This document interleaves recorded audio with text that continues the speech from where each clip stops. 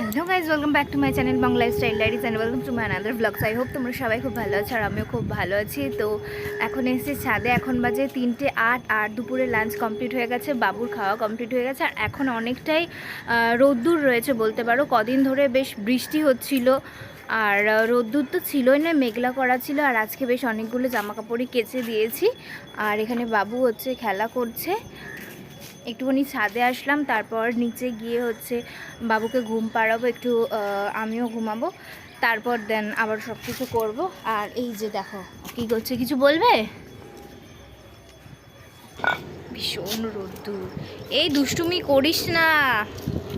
তুমি কি কি শিখেছো একটু বলো তো, কি কি শিখেছো, কি কি পড়া শিখেছো? আমার সিঁদুর লেগে গেছে, এটা হাম্পি দিয়ে দাও তো। দেখো ঠান্ডা নেই, বেশ গরম গরম পড়ে যাচ্ছে। আর কিছুদিন পরেই তো সরস্বতী পুজো রয়েছে। তো এবছর ভাবছি যে পুজো করা হবে, বাবুকে হাতে খড়ি দেওয়া হবে। দেখা যাক কি করা হয় না হয়, তো তোমাদের সাথেও শেয়ার করব। আর দেখো ও কি করে রোজ দিন ছাদের উপরে এসে, সেটা তোমাদের সাথে আজকে মেনলি ব্লগে শেয়ার করব। তো চলো দেখতে থাকো। টিং টিং করবে, এই দেখ আমি করলাম টিং, এই দেখো দেখো সব গুটিয়ে নিল। ও কাঠি দিয়ে করছে, দেখো কি অবস্থা।